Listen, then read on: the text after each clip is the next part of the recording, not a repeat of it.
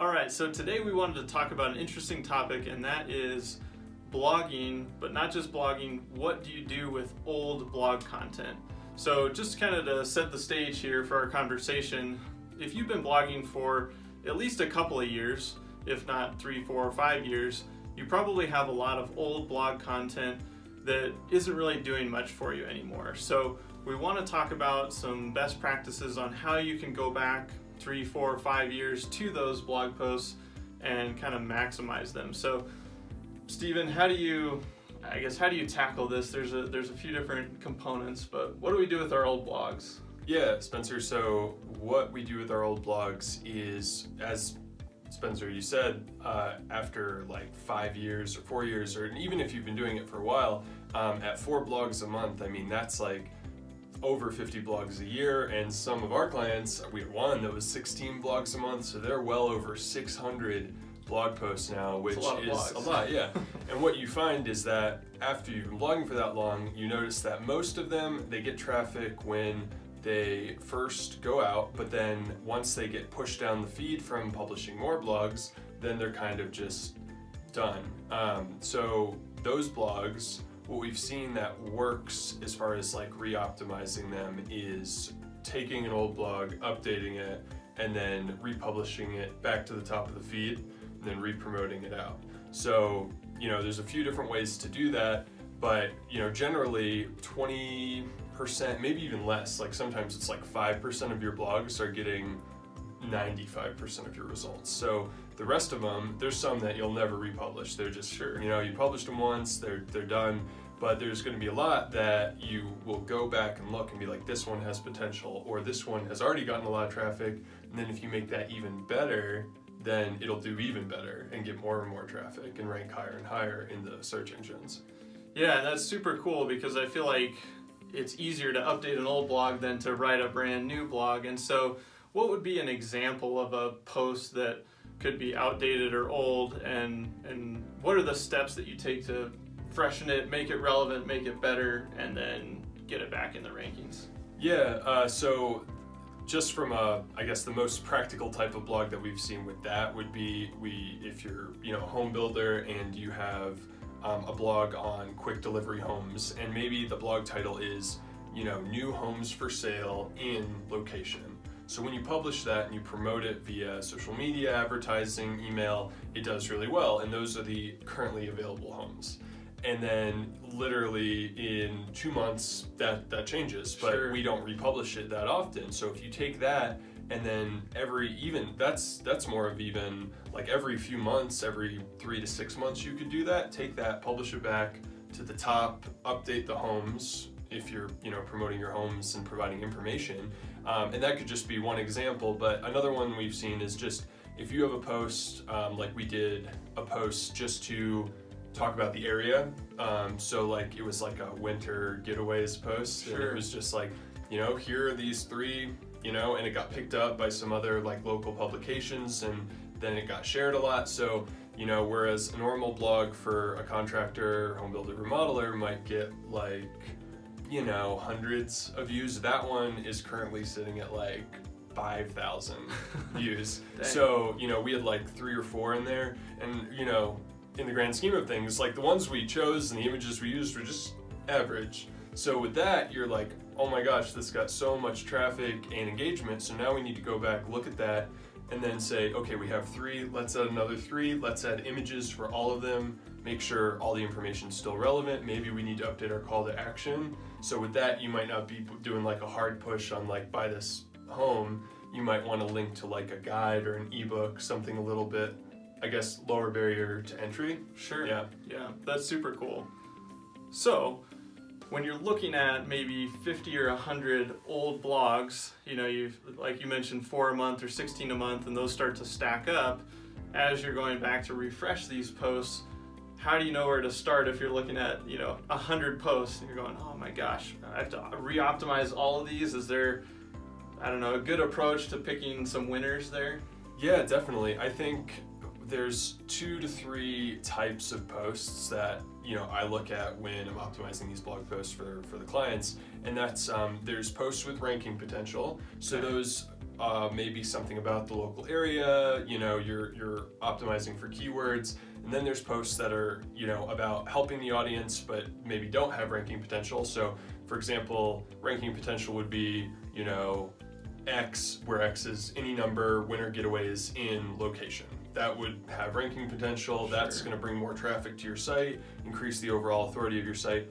And then there's going to be that second category, and that's more of like, all right, what is the timeline for remodeling? What is the timeline for building a home? Or here are 10 tips or 10 questions to ask your contractor before signing an agreement. Or, those you're never going to rank for like location plus remodeling timeline. It's just no one searches for that. Yeah. And then, there might be like more salesy posts like the homes for sale, and those are kind of like twofold. They're specific to your industry, but they also could have ranking potential. So when you're looking back and looking to optimize the post, there's ones that you're going to say, what questions am I getting?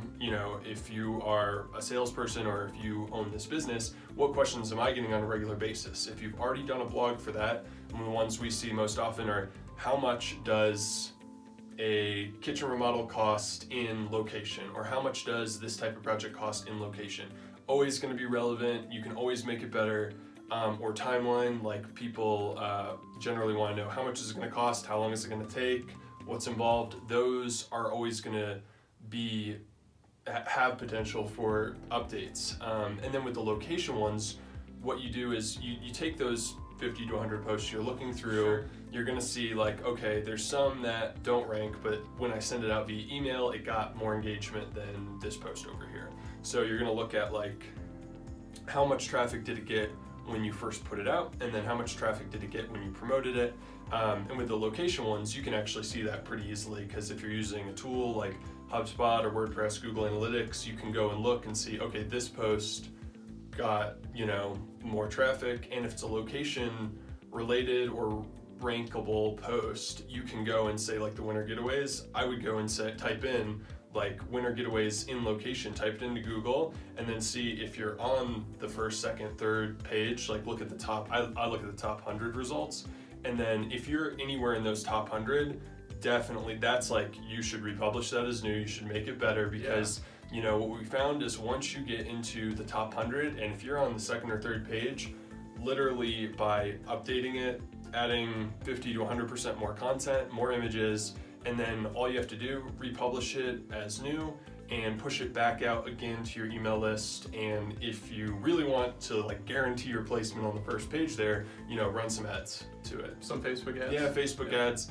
The Google ads, I wouldn't, it's just more time consuming and a longer process. And Google ads, we've seen, it doesn't seem to work quite as well, because Google doesn't really, like, if you look at Google ads, you never see like a blog post, right? And I feel like there's a reason for that, because every time I've tried to do Google ads to a blog post, it just doesn't pan out as well, and you're going to pay way more for cost per click. Whereas with Facebook ads, you can literally go to your Facebook page, hit the boost button right next to that post. So say you did a post like winter getaways, and it's just like the photo, the link, check out these awesome winter getaways, and then you push that out there, click boost, $25 to your audience within that area. And you're of course optimizing that for clicks. You want people to click on that, and even just that little bit of engagement. I mean, we just had a client that did it for a post, and they put it out there. They did $10 on Facebook, and they're in Wisconsin, so it was like about that area, like lakes and stuff, and they did $10. It got 70 clicks, which is a lot for $10. Yeah. So thinking about like average cost per click with Google is like $1, $2, $3, up to $6, $7, whatever it is, depending on what you're focusing on. 70 clicks for $10. I mean, you can do the math. Yeah. So that's awesome. To quickly recap, if you've got a ton of blog content, go back and see which posts have some ranking potential, and then see where you've fallen off the map, or you're in maybe like page 5 through 10.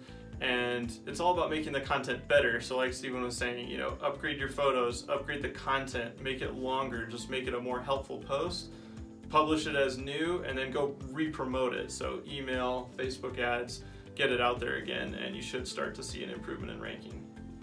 So one of the other questions that comes up is, okay, I'm updating these older blogs and now I'm starting to see ranking, but are there any posts that you update every single year where they actually need to be updated that frequently or that often? Yeah, and if you look at it that way, it's sometimes we get, feedback and it's like, well, I don't have time to blog this much, or it's too many, like I can't do it all or whatever. But Sure. Once you start building that blog database, you can reuse a lot of that content. So for example, stuff you can update every year would be, for example, my clients do like seasonal posts. So you might have fall, winter, spring, summer events, or the events always rank high and the getaways always rank high.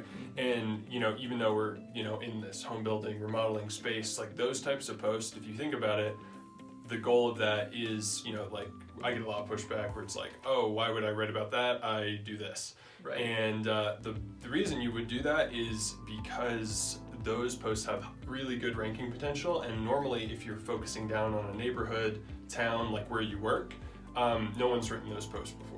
They're going to shoot right to the top, you're going to get a lot of traffic, and then it's kind of traffic to the site helps pull everything up. So, Right. So we've been talking about updating old blogs and how that's probably less work than writing a new blog, but it's still a lot of work. And so let's talk about why. Why are we spending the time and energy? So what sort of direct benefit can people see in terms of ranking, traffic, leads, that sort of thing? Yeah, so once you kind of have some blogs out there, and there's definitely a correlation between how many blogs you publish and how much traffic you get. We talk about this all the time. If you publish one blog, you get like 10 views. Publish 2 blogs, you get 20 views, whatever. That's like nothing. Yeah. But then you have to think about those 2 blogs can get the same amount of views the next month. So now it's Right. like that compound effect, and the more you publish over months and months, the more traffic you get. So our clients that have been working with us for like 4 years now, or at least one of mine, we published all these blogs. So generally, if you're publishing 6 a month, maybe those get total 100 views, like all 6, right? Sure. But then next month, they're not going to get 100 views again, but maybe they get like 50. So, but then you publish 6 more and those get 100 and you get 150. But what happens is there is a tipping point where at a certain point your website becomes more authoritative, and all your content, no matter what you publish, is going to have higher ranking potential, and it will rank faster in the search engines. And as you find those topics too, like we were talking about the events and like location-based stuff, those are going to rank. And then other ones are going to do better via email and social media. So you'll push out like, how much does something cost, or what's the timeline? That's going to go out via email, social media, and it won't really rank, but every time someone sees how much will this cost, they're going to click on it. So like that post actually could rank, but it will also just be clicked on a lot. And that, I guess the way we think of the blogs is they're like entry points to the website. So it's not really about someone coming to your website and then going to your blog and reading your posts. That's great if they do that, but once they're on the website, we want them to take other actions. We want them to look at floor plans and pricing and contact page and download ebooks. But the blogs, those are going to rank for all these peripheral topics. And once they start ranking, people are going to slowly trickle in through those, and then they're going to find the blog, and we're going to drive them to other places on the website. So that's going to benefit. But as far as like tangible, real results, getting into that, what you were talking about, what we've seen is that, so for example, that winter getaways post, I have a few examples here, but that got, 5,000 views. So it's a lot. Yeah, it's a lot. So all that traffic, a lot of it, they come to the post and they leave. That's true. They won't actually visit your site, but a lot of it will go through. And we're also seeing, we have that call to action on the bottom, we're getting conversions. And same thing with, if there's one, I guess, blog you should do is anything about costs. Like how much does a kitchen remodel cost? How much does a new home cost in your location? Whatever it is. That's what people want to know, right? Yeah, that's what they want to know. And we've actually seen with that, you push that, you push that out there, you write the posts and everything, and then once you promote it, we actually, for a lot of our clients, see it rank up. So rank up there on the first page of Google for generic terms. And what does that mean? So that's, kitchen remodeling in location. Let's just use, we're in Colorado Springs. So kitchen remodeling, Colorado Springs. you got, remodeler 1, remodeler 2. How much does a kitchen remodel cost in Colorado Springs? That's us. So when people look at that, it's like, all right, company, they're going to click on those, of course, but then it's like, how much does this cost? They always click on that. So it's really great. And we've seen that every time we implement the cost structure for our clients, within a few months, they're definitely ranking for any cost-related searches, but they're also ranking for more generic searches too. And then that post helps, as I said, like once those posts start to rank, you also see the homepage start to rank higher and other things like that. But and it's cool too because the cost post is oftentimes outranking competitor homepages, right? Yes. For that Yeah. kitchen remodeling Colorado Springs, and maybe you're not number one, or maybe you are, but you're outranking several competitors their homepage for that term. Yeah, and that's been pretty crazy. But with another client, we have a similar thing where we did a post on the best lakes and beaches in the area, right? And they have this area activities guide. So it's like best lakes and beaches, and then at the bottom of the post is the activities guide. Sure. Now we published that, got hundreds of views, great. All of a sudden, it started ranking in what we call the featured snippet. So at the top, it's, at the top of your Google search results, you probably see it sometimes with recipes and other things. So it's like an image and text, and it has this nice little box. And they got up there, and from just hundreds of views trickling into like 3,000 in like 2 months, and that just happened. And that, we republished that as new, added more call to actions. We've gotten a few new leads trickling through that one, which was pretty cool. But yeah, I think especially when you see something like we were talking about republishing too, but even when you see one of your posts that you haven't republished yet, maybe you just put it out, and most of your posts probably won't do that, but 1 out of 20, whatever it is, once you see that, then that's going to go directly onto your list for republishing because the URL remains the same, the general post topic remains the same, but you're going to make it even better. And when you push it back out there, Google also takes into account the publish date. So if you're doing a Google search, sometimes you'll see it right next to the URL and other things in the search results. So they like freshness is what you're saying. They like freshness, definitely.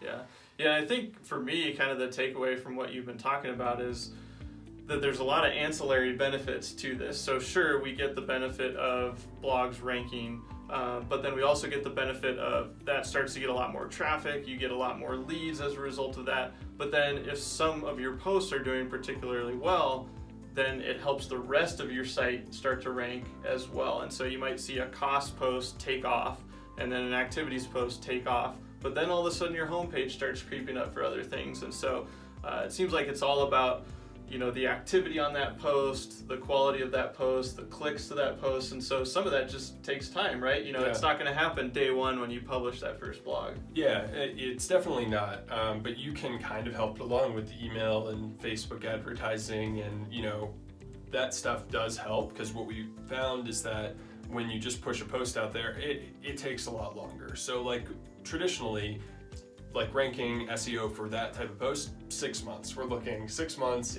to get on the first page of Google through just publishing stuff. Now, when you do a newsletter and say the topic is, whatever that blog post is, you get people to click on the newsletter in their email, and then you get them to click through the post. So all that traffic, and then when you advertise it, driving traffic to the post, I can't say that it's a definite, like, if you do this, it'll rank higher, but we are seeing a correlation between traffic from non-organic sources and organic ranking. So that's been interesting. Yeah, I think that's super cool, and we'll have to, continue to watch that as we move forward. But I think the takeaway from today is, if you've got a big pool of blog posts, make sure that you're leveraging those, and they're actually a lot of hidden value there in those old posts that you can take those, bring them up to date, publish them as new, and make them a lot better content. And hopefully this inspires you to go back and look at your old content and see if you can improve it and start to rank it. And if you need help or have any other follow-up questions, comment below or send us a quick email at hello@builderfunnel.com.